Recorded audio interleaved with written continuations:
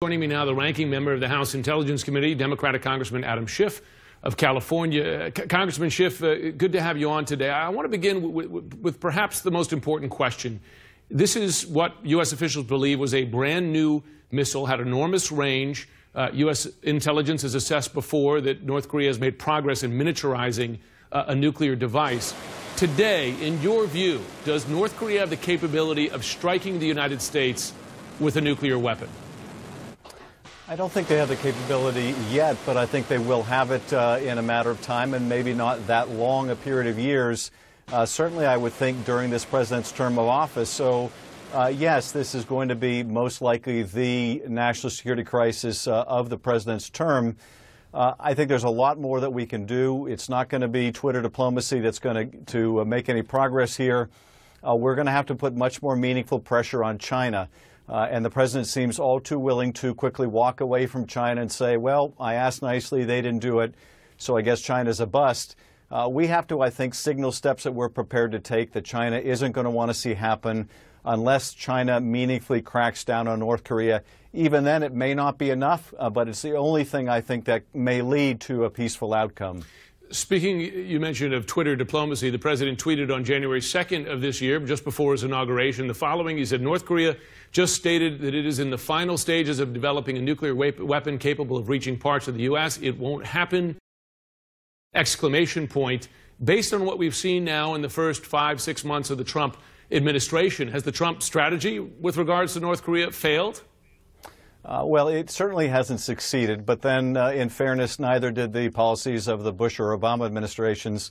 One problem, though, I see is that you do have some very dangerous saber rattling from the president, which I think will only embolden the North Korean regime more. What I would urge instead is basically in a very matter-of-fact way, not a provocative way, telling China, look, here are the steps we're going to have to take unless you meaningfully crack down.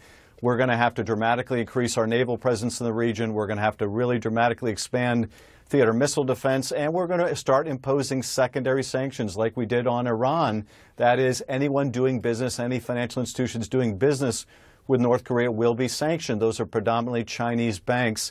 All of these are steps China doesn't want to see happen. It's going to be much more effective, I think, than tweeting at the Chinese president. Even then, again, it may not be enough, but it ought to get China to crack down, not to the point of a North Korean collapse, which they won't support, but rather to more meaningfully constrain North Korea's ballistic missile program and their nuclear program. That, I think, holds the best prospect for some forward progress. Let me turn, if I can, now to the G20 summit in Germany this week, including the president's scheduled meeting with Vladimir Putin. We are told, and this, of course, could change, that the president does not initially plan to bring up Russia's interference in the 2016 presidential election. In your view, is that a mistake? I think it's a very serious mistake, and it will be interpreted quite rightly by Putin as weakness on the part of the American president. Obviously, Putin is more than aware of what he ordered be done in interfering with the American elections. And if the president is too weak to confront him on this, either too weak domestically, just personally lacks the character to confront an autocrat who interfered in our elections, then Putin is going to reach the conclusion, this is a weak president, this is somebody I can walk over, this is a country that I can interfere with again because this president won't stand up to me. And I think similarly, Putin is likely to conclude, if the president doesn't push hard on Ukraine, that Putin has a free hand to continue destabilizing Ukraine. So I think it's very important that the president go in there with a strong agenda, with a set agenda, not look for just a happy meeting where he can say they had a wonderful meeting, they have a real understanding, they're going to have a much better relationship between our two countries. That will be, I think, a great result for Putin, but a real strategic loss for us. Something caught our attention today. According to the New York Times, two sources close to the president say that they expect him to bond with Vladimir Putin over their shared disdain for so-called fake news. In light of what we know, and your committee has been investigating this, Russian teams creating fake news, sending it into the states, actual fake news targeting particular voting districts during the election, what does that tell you about the president and his mindset as he prepares for this very important face-to-face with the Russian leader? Well, it tells me that he's really not living up to his responsibility to put our national security interests first. Because if he were, he would not only be confronting Putin about this, but he would be leveling with the American people and saying, look, Russia did this, Putin ordered this happen. Look, I think I won the presidency fair and square nonetheless, but this is what Russia did. We're not going to tolerate that. We're not going to tolerate any country interfering with us. Instead, he's basically singing from the Russian playbook, and that is, well, maybe the Russians were involved, but maybe it was the Chinese. It's really hard to say. And also making common cause with Russia by saying any stories that the president doesn't like are all fake news. Well, that undermines us in making the case to our own people, as well as to people around the world, that the Russians were propagating completely fake and false stories, pushing them to the top of people's social media feeds as a way of influencing the outcome in our election. So it's directly undermining our own democracy, and it, again, would be a real failure on the part of our commander-in-chief, and a real sign of weakness as far as Putin is concerned. In fact, just a week ago, Sean Spicer said again the president probably thinks that Russia was behind the election interference. Congressman Schiff, please stay there. We have more information coming in. We'll be right back. Our breaking news, the United Nations Security Council holds an emergency meeting following North Korea's launch of a new long-range missile. That's just one of the tough issues on President Trump's plate as he arrives in Europe for a round of crucial talks with world leaders, including his first meeting with Russia's President Vladimir Putin. We're back with Democratic Congressman Adam Schiff of California, ranking member on the Intelligence Committee there. I want to start back again with Russia. Your committee's been investigating potential collusion between Russian officials and the Trump campaign. The Wall Street Journal reported last week that a Republican operative, Peter W. Smith, sought to acquire emails stolen from Hillary Clinton by Russian hackers. Smith suggesting to others that he was acting in association with Michael Flynn, who was then part of the Trump campaign, eventually, of course, became his national security advisor, though I should say that Smith did deny to the Journal that Flynn was involved. I want to ask you, was your committee aware of this particular information as it relates to the continuing investigation into collusion?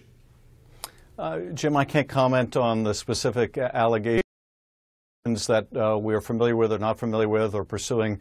But I can tell you this is exactly the kind of allegation that we need to get to the bottom of, and that is if there's a suggestion that someone either affiliated with the Trump campaign or just a U.S. person was working in concert in any way, in coordination in any way, with foreign parties, the Russians or other hackers, to try to influence our election in a way that would violate U.S. laws, that is very much front and center in terms of what we need to determine. We know the Russians use a variety of techniques to influence foreign elections. We know they use cutouts and third parties. We know they used organizations like WikiLeaks, and they had their own persona in Guccifer 2 and DC Leaks.